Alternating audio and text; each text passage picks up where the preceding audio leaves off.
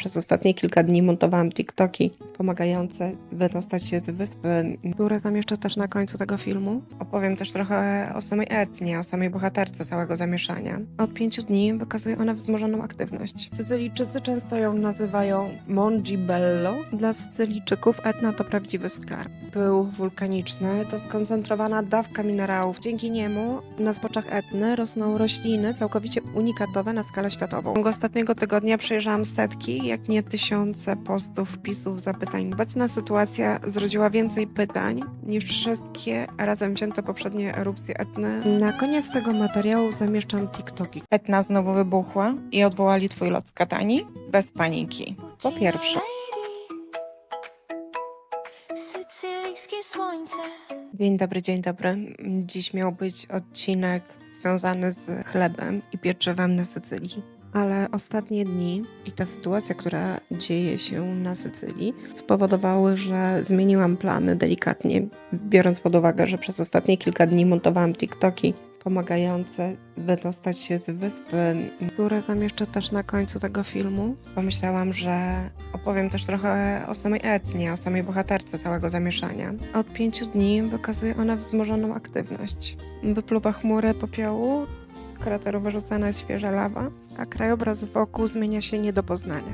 I dla Etny jest to dzień jak co dzień. Etna to najpotężniejszy i najbardziej aktywny wulkan w Europie. Ma ponad 500 tysięcy lat, 4 główne kratery szczytowe i ponad 300 kraterów bocznych. Jej wysokość stale się zmienia, potrafi urosnąć o kilkadziesiąt metrów w zaledwie kilka miesięcy. Obecnie mierzy ponad 3300 metrów nad poziomem morza. Sycylijczycy często ją nazywają Mongibello, czyli dosłownie góra albo wielka góra. Dla Sycylijczyków Etna to prawdziwy skarb. Ten czarny osad, czyli pył wulkaniczny, to skoncentrowana dawka minerałów takich jak potas, magnez, fosfor i żelazo. Działa jak naturalny, potężny nawóz, który od tysięcy lat użyźnia ziemię wokół góry. To właśnie dzięki niemu na zboczach Etny rosną rośliny całkowicie unikatowe na skalę światową. Najlepszym przykładem są pistacje z Bronte, które rosną na zastygłych polach lawowych i ciekawostką jest to, że w żadnym innym miejscu Sycylii nie udało się wyhodować takich pistacji. Nazywane są one zielonym złotem. Te pistacje mają tak intensywny maślany smak i żywy kolor, że nie da się ich pomylić z żadnymi innymi na świecie. Kolejny owoc, jaki tutaj rośnie, to sycylijskie czerwone pomarańcze. Mają głęboki rubinowy kolor i wyjątkowo słodki, wytrawny smak. Jest to idealne połączenie bogatej w minerały gleby oraz dużych skoków temperatur między gorącym dniem a chłodną nocą. Warto też jeszcze wspomnieć o unikatowych winach Etna z lokalnych odmian. Przewy winne ciągną się tu nawet do wysokości 1000 metrów nad poziomem morza, dając wina o niezwykłym, dymno-mineralnym profilu. Dla mieszkańców wschodniej Sycylii Etna to również silnik lokalnej gospodarki. Co roku przyciąga setki tysięcy podróżnych z całego świata. Przewodnicy, hotele, restauracje, firmy transportowe czy producenci wina bądź rolnicy. Lista osób, które żyją bezpośrednio z turystyki jest gigantyczna. Kiedy góra jest spokojna, jest dla nich żywicielką i największą atrakcją regionu. Jednak w sytuacjach takich jak obecna, branża turystyczna ma bardzo duże wyzwania operacyjne. Wstrzymany ruch na lotnisku w Katani, opóźnienia, zmiana tras wycieczek czy falujące rezerwacje w hotelach. Wielu przedsiębiorców z dnia na dzień musi przestawiać całą swoją logistykę. W ciągu ostatniego tygodnia przejrzałam setki, jak nie tysiące postów, wpisów, zapytań na wszystkich social mediach. Obecna sytuacja zrodziła więcej pytań niż wszystkie razem wzięte poprzednie erupcje Etny przez ostatnie 6 lat, które pamiętamy. Oprócz tematów technicznych dotyczących powrotów pojawiają się też pytania dotyczące bezpieczeństwa. Czy wybuchy zagrażają ludziom i turystom? Odpowiadając na podstawie naszych doświadczeń i wpisów przewodników, to nie. Etna jest cały czas aktywna, a o wielu erupcjach mieszkańcy dowiadują się z internetu. Cały czas organizowane są wycieczki na wulkan, a lawa wylewa się z daleka od domów. Wracając do tematu aktywności wulkanicznej, i dla Etny jest to dzień jak co dzień. Mając dom już ponad 6 lat, wiemy, że te sytuacje się dzieją. To nie jest pierwsza sytuacja w tym roku, to jest przynajmniej druga albo trzecia. Rzeczywiście tym razem chaos jest dużo większy ze względu na to, że trwa to dużo dłużej niż standardowo. Standardowo trwa to zamknięcie jest kilka godzin do 2 dni maksymalnie i później wszystko wraca do normy. Dodatkowo okres wakacyjny też nie pomaga. My latamy bardzo często. Od połowy czerwca te loty są pełne nawet bez wybuchu Etny, nawet bez przekierowania lotów z Katanii. Loty Wizz Air czy Ryanair w ostatnich dniach nie da się kupić, ponieważ mają wszystkie wykupione miejsca. Na koniec tego materiału zamieszczam TikToki, które stworzyliśmy w ciągu ostatnich kilku dni.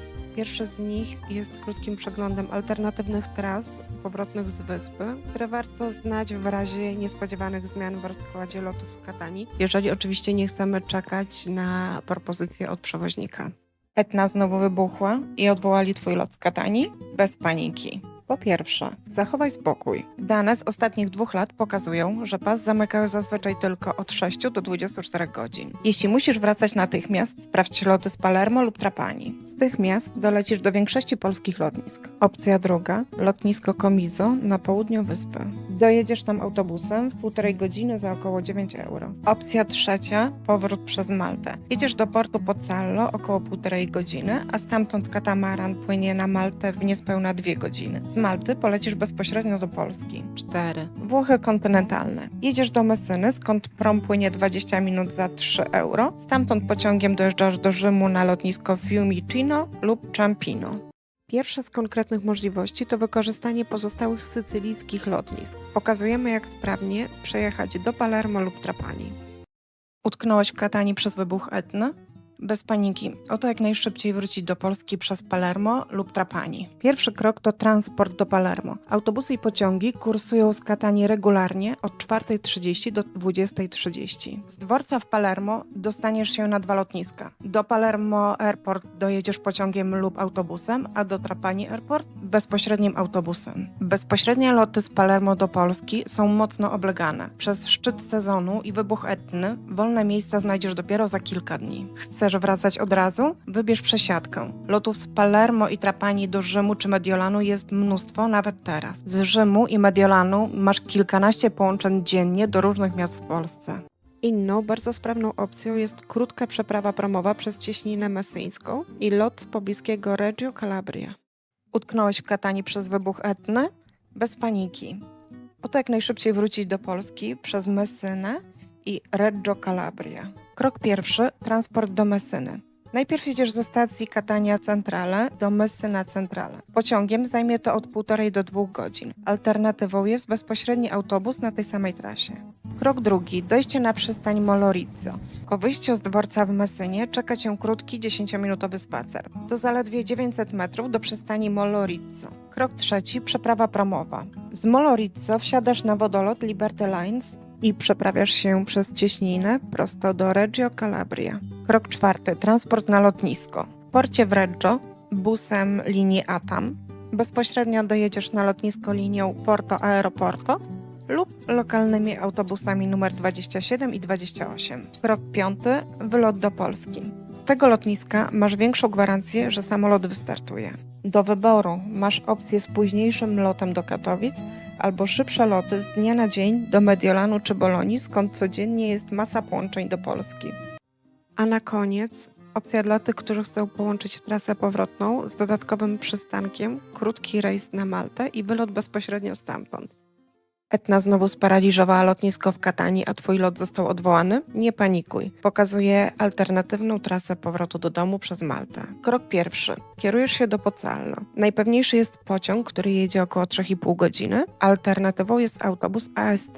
Krok drugi. Dojście z dworca w Pozzallo do portu. To około 3 km, 30 minut spaceru lub krótki przejazd taksówką. Krok trzeci. Przeprawa promowa. Szybki prom Virtuferry płynie bezpośrednio na Maltę w niecałe 2 godziny. Krok czwarty. Z promu musisz dostać się do Valletta Bus Terminal, a następnie ekspresowym autobusem na lotnisko. Krok piąty. Lot do Polski. Z lotniska na Malcie masz codziennie bezpośrednie loty do większości polskich lotnisk. Prawdopodobieństwo wylotu z tego miejsca jest dużo większe, natomiast nadal Etna może tutaj pokrzyżować plany.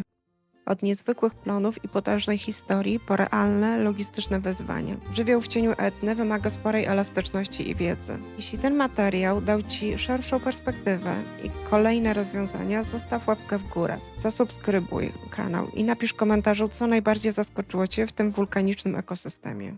Cappuccino lady, sycylijskie słońce. cappuccino.